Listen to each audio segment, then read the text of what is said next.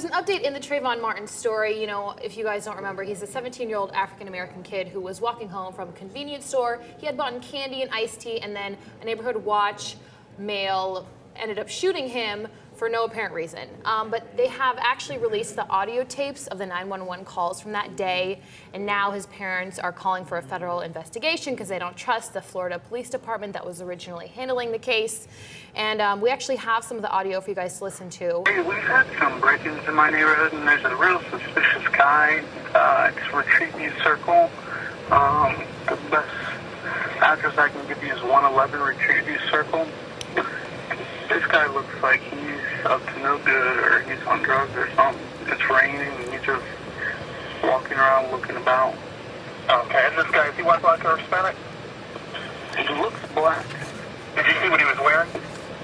Yeah, a dark hoodie, like a gray hoodie, and either jeans or sweatpants and white tennis shoes. He's here now. He was just staring. Oh, he's just walking around the area? At all the houses. Okay. And now he's just staring at me. Okay, and so it's 1111 Retrieve You or 111? That's the clubhouse. That's the clubhouse. Do you know what he's near the clubhouse right now? Yeah, now he's coming towards me. Okay. He's got his hand in his waistband. And he's a black male. Okay. How old would you say he He's looks? got a button on his shirt. Late teens. Late teens, okay. Something's wrong with him. Yeah. He's coming to check me out. He's got something in his hands. I don't know what his deal is. Okay, just let me know if he does anything, okay? Over here. Yeah, we got him on the way. Just let me know if this guy does anything else. Okay. These assholes, they always get away. Shit, he's running. He's running? Which way is he running? Down towards the other entrance of the neighborhood. Okay. Which entrance is that he's heading towards? The back entrance. Are you following him? Yeah. Okay, we don't need you to do that. Okay. So as you can hear on the tapes, they say don't follow him. He follows them anyway. Obviously, very damaging part is when he says they always get away.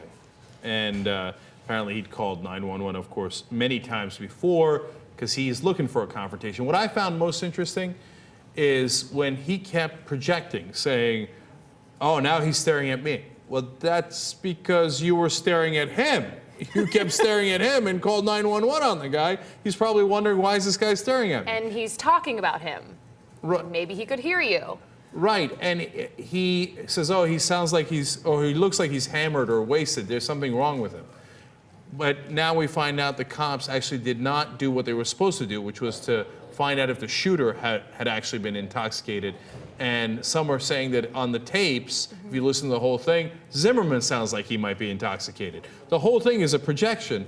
And then, of course, we know that he follows him and then eventually shoots him. Yeah. And yet doesn't get arrested. All right, so Steve. last week I brought up the issue of self-defense and a duty to retreat. So in most states, if you are presented with the imminent threat of grave bodily harm or death, you have a duty to retreat from the situation unless you are in your own home. Florida is one of those states where you do not have a duty to retreat. So you can, quote, stand your ground and fight back. Now, self-defense is an affirmative defense, meaning that you have the burden of proof, the one who's claiming self-defense. So here, Zimmerman has a burden of proof. He has to prove that he was acting in self-defense.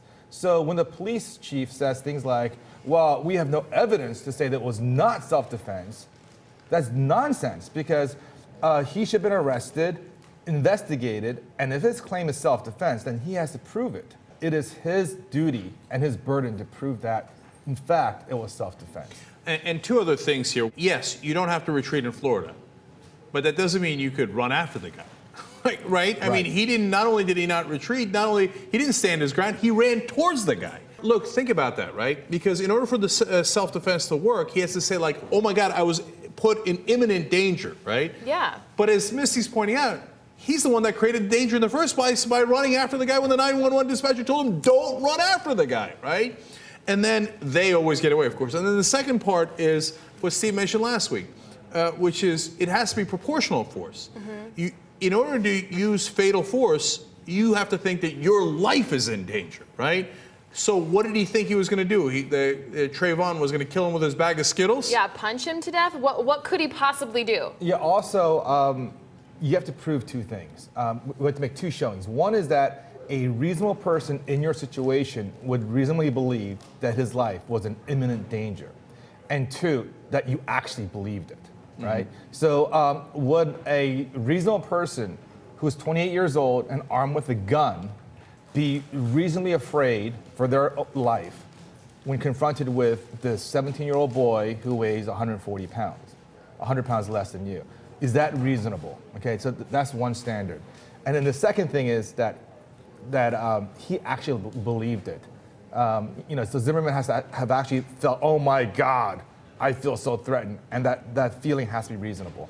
So it's a very tough standard to prove, and the fact that he wasn't even arrested is unbelievable. Well, that's what everyone is so to me. outraged about. They're saying it's racial profiling, that if the killer was black, he would have been arrested. Well, look, I mean, whether it's racial or some other reason for this bias, there's a clear bias here. Whether he was paid off, maybe he's best friends with the police chief, maybe he dated the police chief's daughter, who knows? Or the police chief hates black people. I have no idea what the bias is, okay? But it looks, on the face of it, it's a racial bias. Look, there's some chance that the police chief is just protecting the other cops that showed up on the scene by doing this half-assed nonsense investigation where he assumes that everything that the shooter said is 100% true. Which is ludicrous. And that he has met all obligations, which he has clearly not met.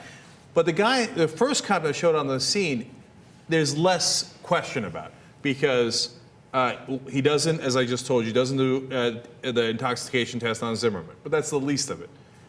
Last week we reported to you that one of the witnesses said, I heard the boy shout out for help, right? And the cop says, no, you didn't. You heard Zimmerman shout out for help. She's like, no, but I heard the opposite. And then when you look at the overall investigation by the police, witnesses came out last week saying, we asked them to call us. We are witnesses. Can you call us and find out what happened? The cops have not called them because they don't want to find out the truth. At the very least, they're protecting the initial guy who came in and immediately assumed the white guy was right and the black guy who was dead was wrong, okay? He wasn't actually white, though. I think he was Hispanic.